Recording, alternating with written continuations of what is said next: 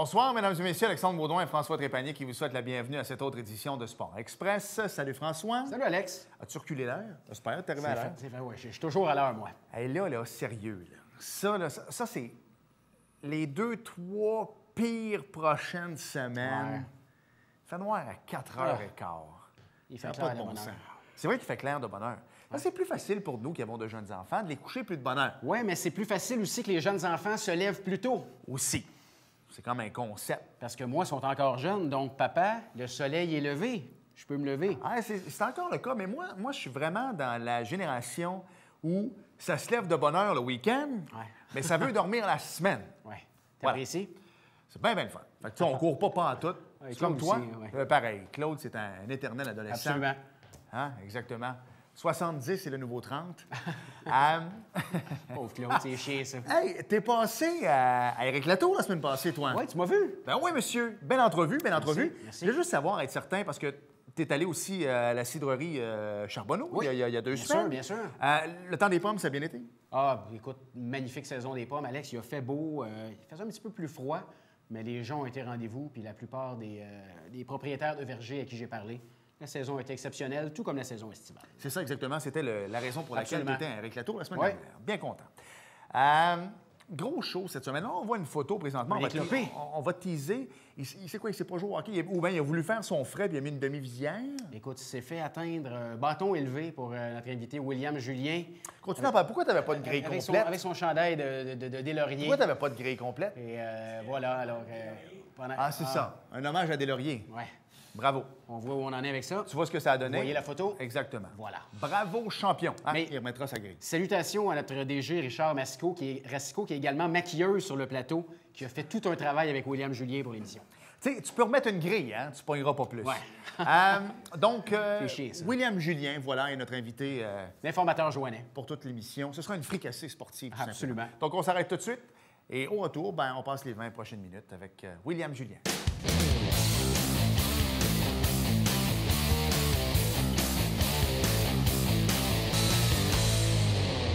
François, il s'est passé tellement de choses dans la région dernièrement au niveau du sport, puis on le reçoit 1 à 2 fois par année. Comme Ah, plus que ça. Ça nous permet de faire le survol des activités Ouais. dans la région. Alors, notre informateur joannais, M. Will Speed, Oui, monsieur le caquiste. exactement, William Julien, salut. Bonsoir, messieurs. Salut, William. D'abord, on va t'ouvrir la parenthèse. Bravo. Je sais que tu es dans l'équipe de Louis Lemieux, donc tu as été engagé maintenant. Ouais. Donc, tu es à la permanence du parti ici à En fait, Saint-Jean. la permanence, ouais, c'est ça. On peut le dire, c'est la permanence. Parti très heureux de la confiance que Louis m'a témoigné. C'est un offre. Écoute, ça s'est fait vite en plus, presque dans la semaine qui a suivi le jour J. Il m'a appelé, il m'a dit on va se rencontrer, puis il m'a offert une job. Bien content de poursuivre l'aventure. On sait qu'on n'est pas ici à Sport Express pour parler de politique, mais on va quand même en parler un peu parce que la politique peut devenir un sport, William. Ouais, oui, effectivement. Parle-nous un petit peu de la campagne électorale. Comment ça s'est passé pour toi? Quel était ton rôle? Bien, écoute, c'est sûr que ça a commencé. J'ai dû passer par 2 candidats. Tu sais, j'avais commencé avec Steph. Tu connaissais bien Stéphane aussi. En plus, c'est sûr que ça a été un coup, mais je pense que d'amener un gars de qualité comme Louis Lemieux, ça a été une bonne chose. Écoute, les 3 dernières semaines, ça a été vraiment du sport. Ouais. Parce que Louis Lemieux est arrivé ici avec une intention de vouloir gagner. Il ne s'arrêtait pas. Écoute, quand il venait au bureau, c'était juste pour manger, puis il repartait en campagne électorale par la suite. Là. Fait que ça a bougé, mais écoute, je pense que l'effort porté fruit. On a eu 40 du vote ici à Saint-Jean, puis on est fiers du travail qu'on a accompli. Quel avait été ton rôle, toi, William, pendant la campagne? Ben, T'avais-tu un écoute, rôle plus précis? le rôle avec Stéphane était un peu plus différent. Tu sais, je l'accompagnais, mais je m'occupais. Tu sais, je travaillais plus dans le bureau du parti.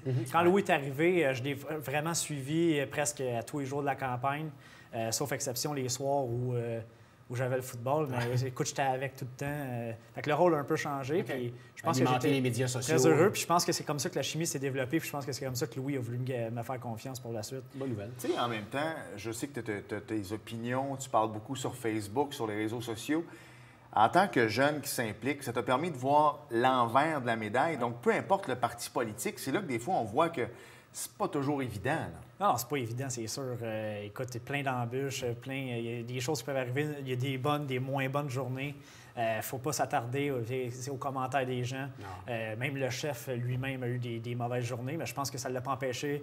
Le chef a été excellent, surtout en deuxième, dans les 2 dernières semaines de la campagne, je dirais. Je pense que c'est là que les Québécois ont vraiment compris que il y avait une volonté de changement. Puis je pense que malgré les mauvaises journées, on a réussi à aller chercher la victoire. On va rester dans les sports. Le combat n'a pas été facile parce qu'on s'entend que notre ancien député, Dave Turcotte, a fait tout un travail également. Non, écoute, pour le connaître personnellement depuis des années, Dave, je pense qu'on savait que c'était pas une tâche facile. C'est pour ça que quand Louis aussi est arrivé, il a dit, écoute, il connaissait Dave par lui quand il était RDI. Il dit, je l'ai interviewé. C'est un gars qui a une bonne tête, qui a été un très, très bon député pour Saint-Jean. J'ai d'ailleurs moi-même, le soir même, félicité Dave pour ses 10 ans. Je pense qu'il a quand même fait un excellent travail à Saint-Jean. Mais je pense que les gens, c'était pas contre Dave Turcotte. Non, absolument pas. Je ne serais pas surpris s'il retontit ailleurs dans un avenir. Les gens vont lui redonner un vote, que ce soit au fédéral, à la mairie, peu importe. Il y a plein de rumeurs, mais moi, j'ai l'impression que ce gars-là a encore beaucoup à donner. Puis moi, la première personne à qui j'ai pensé, c'est à lui. On n'a pas les mêmes allégeances politiques, il le sait, mais en même temps, je sais qu'il a fait un travail extraordinaire dans la région. Toujours été un très bon collaborateur. Aussi, ça fait toujours un pincement au cœur pour la personne, de voir quelqu'un partir. On n'est pas inquiet pour lui. Non, c'est ça, exactement. Il va se replacer, j'en suis convaincu. Tu as parlé de foot tantôt. Écoute, j'ai de la misère à te suivre un peu parce que tu es comme dans deux organisations. S'il y en a une qui s'est terminée en fin de semaine, bon, ça n'a pas très bien été. Là. Mais parle-nous un peu de ta saison de foot. Ouais, écoute, 3-5 pour mon équipe où j'ai été entraîneur-chef au cadet. Les attentes étaient élevées. On avait beaucoup de bons joueurs, une bonne équipe. Mais il y a eu de la parité dans cette ligue-là, il faut le dire. Écoute, il y a eu 2 équipes à 7-1. Après ça s'est joué. Là, la dernière équipe qui a fait les séries a fini 4-4. Donc, si on gagnait le match en fin de semaine, on avait même une chance d'accord. Pour les gens qui nous écoutent et qui ne te connaissent pas, fais juste dire le nom de l'école puis la catégorie. Moi, c'est les Titans au cadet où je suis entraîneur-chef à Joséphine d'Endurant. Je suis également assistant dans le juvénile. Les Cerbères. Où on jouait avec les Cerbères. On a joué dans la grosse division de la Montérégie. Écoute, on a joué contre Jacques Rousseau en demi-finale, puis à défaite de 21-17. Cette équipe-là nous avait battu 35-6. Au deuxième match de la saison. On est arrivé là. Mettons qu'ils nous ont bavé un peu en arrivant. Je pense que ça a été une source de motivation pour nos gars. Puis, écoute, c'est sûr que c'est une défaite en demi-finale, ça fait toujours mal, mais la prestation des gars, on ne peut pas être déçu de Comment on fait pour les motiver, ces jeunes-là? Là? Ils se sont fait battre à plat de couture le premier match. Comment on fait pour leur dire, hey, les gars, on est quand même capable de. En plus, le pire, c'est qu'on a commencé avec 0-2. C'est la saison au juvénile. On pensait que ça s'est. On avait affronté les 2 meilleures équipes de la Ligue, Fernand Lefebvre à Sorel puis Jacques Rousseau à Longueuil. Après ça, ça a bien été. On a eu 4 victoires dans les 5 derniers matchs. La défaite, en plus, c'est une défaite de 19-0 où c'est la défensive qui nous a tenus dans le match. Mais écoute, on ne s'est pas fait lessiver à part le match contre Jacques Rousseau en saison. Même contre Sorel, on avait perdu 27-14 au début de la saison. On avait échappé 3 fois le ballon à l'intérieur de la ligne de 20. Fait que c'est des revirements que tu te dis que ça aurait pu se convertir en toucher.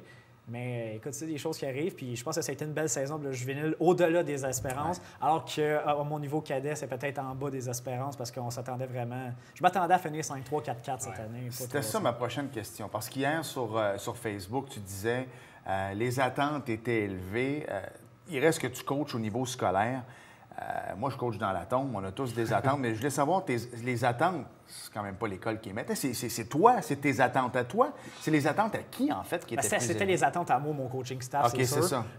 Parce que je me suis dit, c'est pas quand même pas le directeur de l'école qui arrive au début de l'année, mais toi, tu vas finir 5-3. Puis tu es payé en plus. Exact, c'est pour ça, c'est du bénévolat, tu donnes. C'est pour ça, hier, quand je disais ça, les attentes étaient élevées. Je dis, moi, je vais poser la question, c'est tes attentes à toi. Là, oui, parce qu'on avait beaucoup de joueurs qui arrivaient du civil en ayant eux qui n'avaient pas de banane cette année. Fait qu'on a ramassé plein de joueurs, des joueurs d'expérience, des joueurs de qualité. Mais il y a eu un problème dans cette équipe-là, même si on a tout tenté. Écoute, il y a des joueurs, surtout les 2 derniers matchs de la saison, où on avait encore une chance de faire les séries. Ils ont manqué de motivation, puis, mettons, il y a eu du bitchage, je peux le dire comme ça, entre des coéquipiers. Je pense que c'est vraiment là que la saison s'est finie. Puis je pense que la volée au dernier match de la saison à Ormstown, écoute, je pense que sinon, ça a été presque mérité pour mes gars sans être méchant. Je pense que c'était un wake-up call un peu de dire, écoute, on manque les playoffs par notre faute. Puis... Là, on a vu passer sur Facebook, tu l'as vu toi aussi, que peut-être monsieur se retirait un petit peu du football pour peut-être mieux revenir. Qu'est-ce qui se passe avec la suite des choses? Dans le fond, vous êtes au courant, vous avez reçu Alex Surprenant. Je collabore avec lui aussi. Il y a Concentration Football qui s'en vient à Joséphine Dandurand l'an prochain.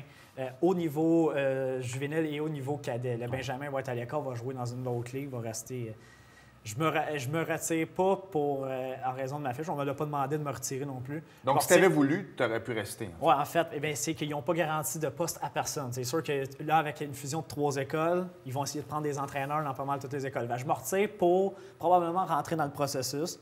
J'aimais mieux me retirer puis de faire partie du processus que de me faire tasser puis de me dire, écoute, on ne te donne rien. En me retirant, j'ai peut-être une chance au moins de peut-être tomber coordonnateur offensif au juvénile, de tomber. Je ne cherche pas à être nécessairement entraîneur-chef, mais c'est sûr que Joséphine Andiran fait 6 ans que j'ai joué, puis ça fait 6 ans que je suis 5 ans sur 6 que je suis entraîneur dans le programme, fait que je pense que je me place ici. Mais écoute, déjà, il y a des équipes qui m'ont approché pour d'autres choses. Je ne quitterai pas le monde du foot, mais mon rôle va probablement changer, puis je ne sais pas où je vais aboutir encore. En 1 minute, parle-nous un petit peu de ton opinion. Comment tu vois ça, toi, la concentration au football? Là, je pense que c'était évident que ça prenait ça à Saint-Jean, avec le nombre de joueurs de football qu'il y a, premièrement, et le nombre d'écoles. Je pense que il y a trop de talent éparpillé, qu'il y avait trop de talent éparpillé, que ce soit Marcel Landry, que ce soit Marieville aussi, qui a des bons joueurs, que ce soit nous autres, que ce soit le Bantam, pas le Bantam, mais le Civil. Je pense que de faire une organisation, avoir une équipe encore plus solide avec les meilleurs joueurs de toutes les écoles. Puis je pense que c'est juste bon pour une ville de football comme Saint-Jean, ça prenait ça. Absolument. C'est ce que je me dis. Les Géants sont implantés ici depuis fort longtemps. Il y en a un qui a joué son dernier match avec les Alouettes à domicile, Luc Brodeur-Jourdain, qui sort d'organisation. Écoute, moi, je ne comprenais pas comment ça se fait qu'il n'y avait pas encore de concentration football dans les écoles ici. C'est une suite logique. Enfin, on est exactement. Les Géants nous appuient là-dedans. Donc, l'entraîneur-chef qui devrait être nommé au juvénile, en principe, devrait également travailler en collaboration avec les Géants selon ce qu'Alex voudrait. Tu sais, jouer au civil, c'est une chose. Mais après ça, quand tu rentres au cégep puis tu n'as jamais encore joué au football scolaire, ce qui veut dire essayer de faire les deux, faire des pratiques, faire tes devoirs et tout ça, tu arrives au cégep puis tu as une moyenne surprise. Fait que je pense que de commencer tout de suite au niveau scolaire, ça va aider. Je pense qu'en ayant coach Alex en arrière aussi. Voilà. On va s'arrêter tout de suite parce que j'ai Claude qui veut me faire... Il fait des grimaces. Exactement. Il est à veille de perdre un œil, on dirait. Il veut faire un plaqué en arrière de la ligne de mêlée. Ouh. Mais il est mieux de courir vite parce que s'il est plaqueur comme il est gardien de but, ça risque de passer à côté. C'est vrai, toi, tu t'entraînes maintenant. Exactement, ça va passer à côté. Alors, on s'arrête tout de suite et au retour, on va poursuivre avec notre ami William Julien pour les 10 prochaines minutes. Bougez pas.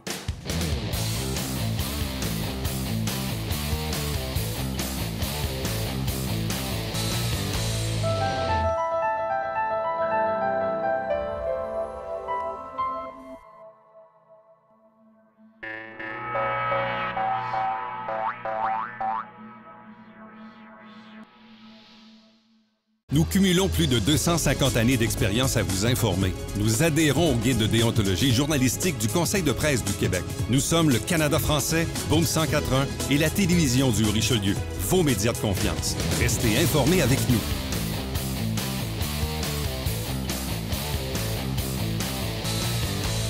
Nous sommes de retour à Sport Express et en fin de semaine, c'était le dernier match des Alouettes à Hamilton. Fin de semaine dernière. Exactement. Non, oui, c'est ça, excuse, la fin de semaine dernière, mais la saison est finalement terminée. On s'entend que ça a été un long processus d'essayer de trouver des joueurs. Oh là là. Tu as vu ça comment? C'est déplorable à quel point on était une formation, écoute, standard dans la Ligue canadienne de football. Ouais. Et là, tu as vu dans le Washington Post, il y a 2 semaines, il y avait un article qui disait « Ça pourrait être pire, tu pourrais jouer pour les Alouettes de Montréal. » Incroyable. C'est dégueulasse. Comment tu as vu ça, toi qui es un grand amateur? Il y a 4-5 ans, cette équipe-là était considérée comme une menace dans les Canadiens de football. Maintenant, c'est une risée. Puis même moi qui est un fan, j'écoute. En fait, je trouvais ça pathétique tellement on était trop fort. Et je m'ennuie dessus de ces années-là. Ouais, écoute, je pense que on l'avait toujours dit, il fallait préparer l'après-Calvillo. On ne l'a pas fait. Jim Pop n'a pas fait et Kavis Reed fait pire. Moi, je dirais, Mike Sherman, moi, je ne le blâme pas aucunement. Il n'y a pas de joueur. C'est parce que tu es un Packers. Non, pas nécessairement. J'aurais dit ça, c'était un entraîneur des Dolphins. C'est ça, exact. Sherman, non, mais écoute, fait son possible. Il a été entraîneur en passant coordonnateur offensif des Dolphins, Mike Sherman. Oui, exact. Donc, tu me comprends. C'est bon. Mais écoute, c'est un gars qui arrive à sa première année, premièrement, doit s'adapter à la Ligue canadienne de football. Et si tu lui donnes pas de joueur sous la main, comment tu veux qu'il fasse travailler cette équipe-là? Je pense que le vrai problème est au 2e étage. Je pense que c'est Kavis Reed. Les Alouettes ont amélioré leur fiche.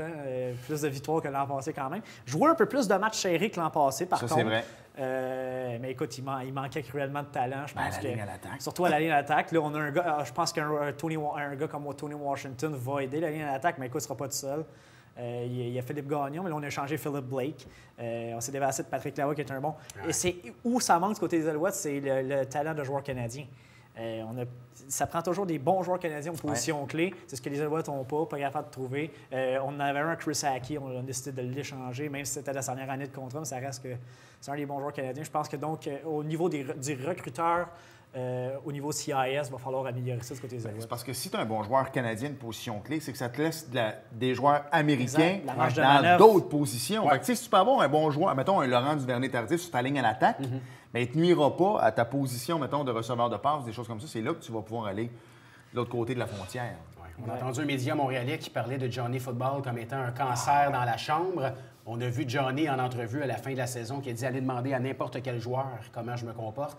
Et on était mis avec Nicolas Boulay sur Facebook qui a pris sa défense également. Comment tu vois ça, toi? Ouais, c'est sûr que je suis pas surpris que des choses comme ça aient sorti, mais je pense qu'il n'a pas été si pire que ça. Parce que si c'est vraiment il avait été un cancer dans le vestiaire, comme vous l'avez dit, ça serait déjà fait les pattes avant. Je pense qu'on a vu, là, depuis plus les matchs avançaient, plus Johnny Manziel avait l'air content de jouer ici, puis plus il progressait. Moi, je pense que c'est de bon augure pour l'an prochain, du moins dans son cas. Ça va prendre une ligne à l'attaque. On l'a encore sous contrat. On l'a encore sous contrat. Sans vouloir être au prix qu'il a payé, il va falloir exactement, tu n'as pas le choix de le garder.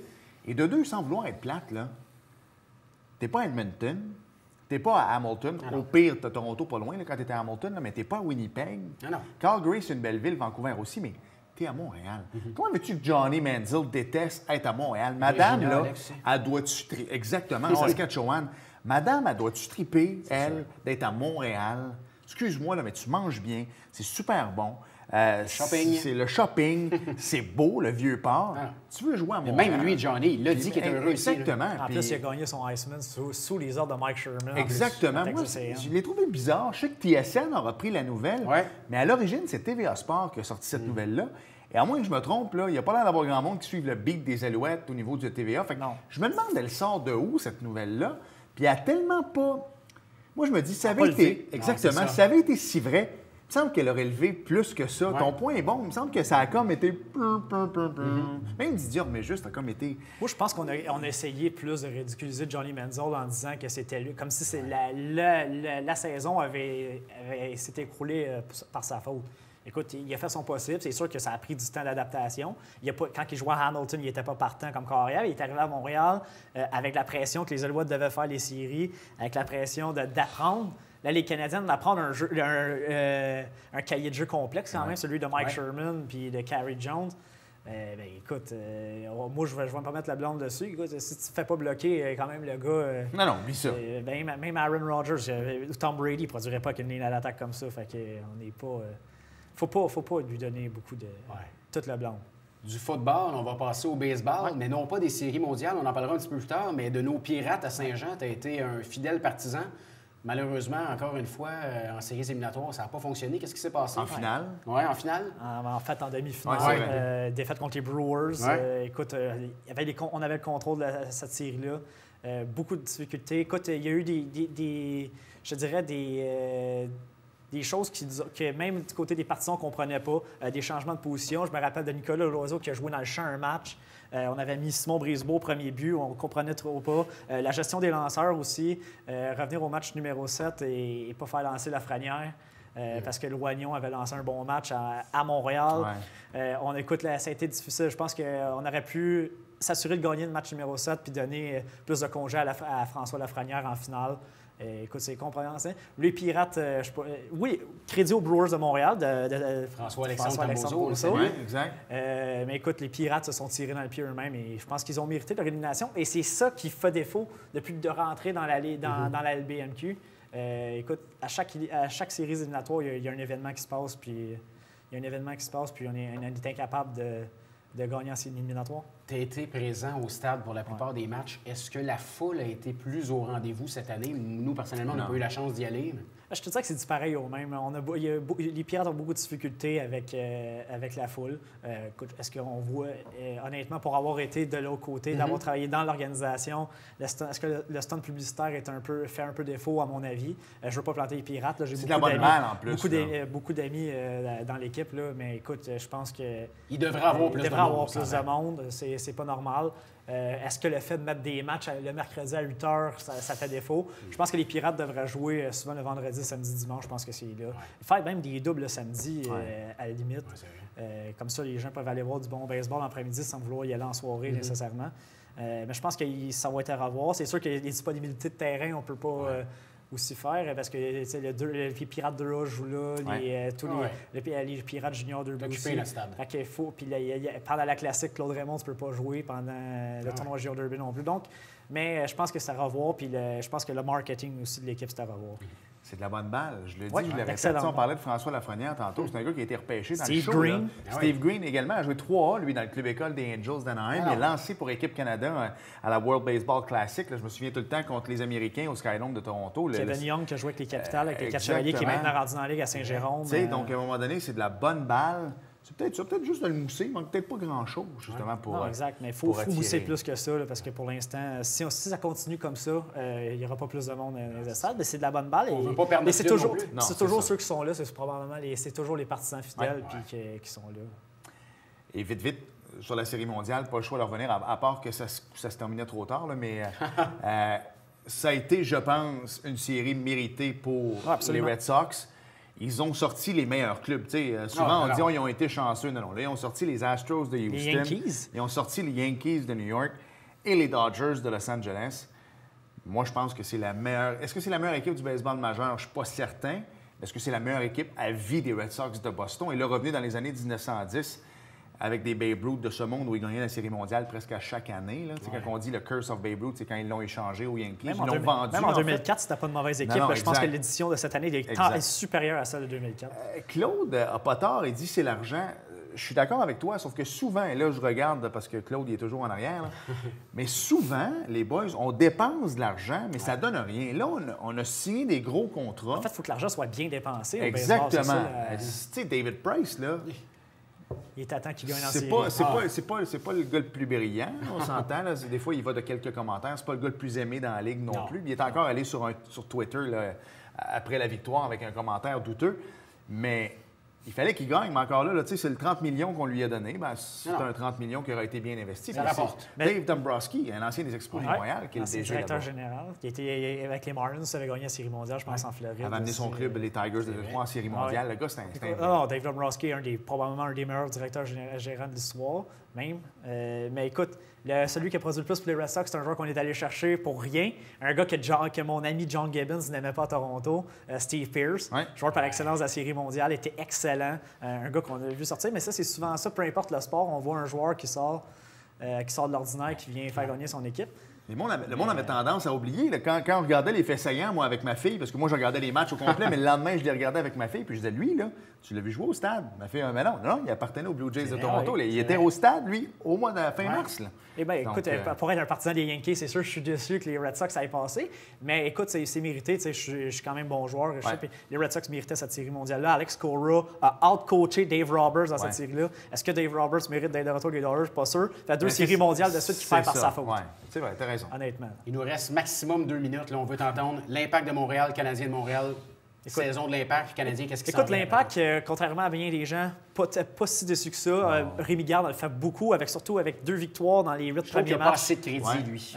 2 victoires dans les 8 premiers matchs, il ne faut pas oublier ça. Sur une saison de 34 matchs dans la MLS, ça se fait vite, surtout à coup de match nul, là, des petits mots ramassés là. Écoute, c'est sûr qu'ils contrôlaient leur propre destinée.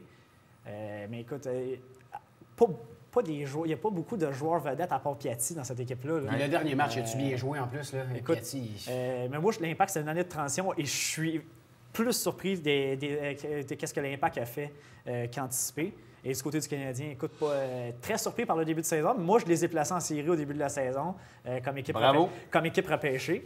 Il y a des preuves. Les preuves traînent sur Facebook si vous voulez voir. Oui, on a les print screens. Mais écoute, très surpris par contre du début de saison.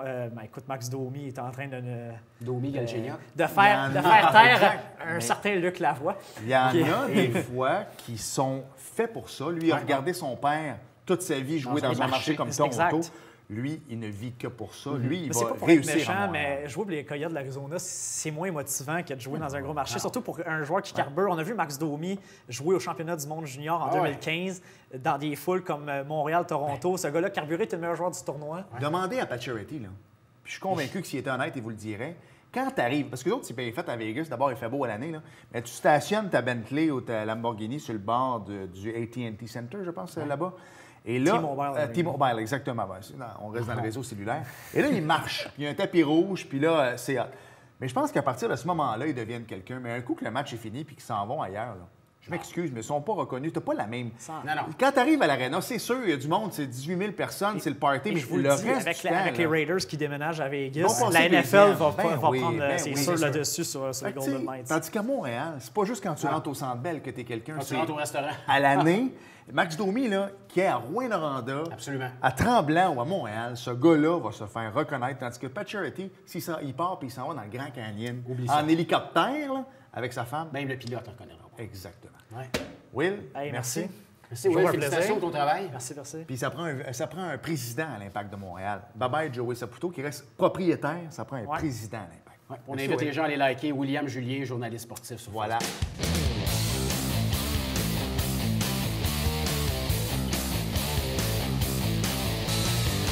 François, on va en parler de NASCAR. La semaine dernière, on en a glissé un mot aussi, puis on a reçu plein de commentaires. Parle-nous encore du Trophée Rose des Sables. Oui, c'est les Scorpionnes Rosées qui vont participer l'année prochaine. Rose des Sables, il y a quand même un souper spaghetti pour ramasser des fonds. Ça coûte cher. Le samedi 10 novembre au restaurant Ben et Florentine à 17h30. C'est un rendez-vous. Voilà, vous avez bien NASCAR. compris. On va souper dans un restaurant déjà. Ouais. Pour une des dernières fois, NASCAR, là. Hey, ça finit quand, cette affaire-là?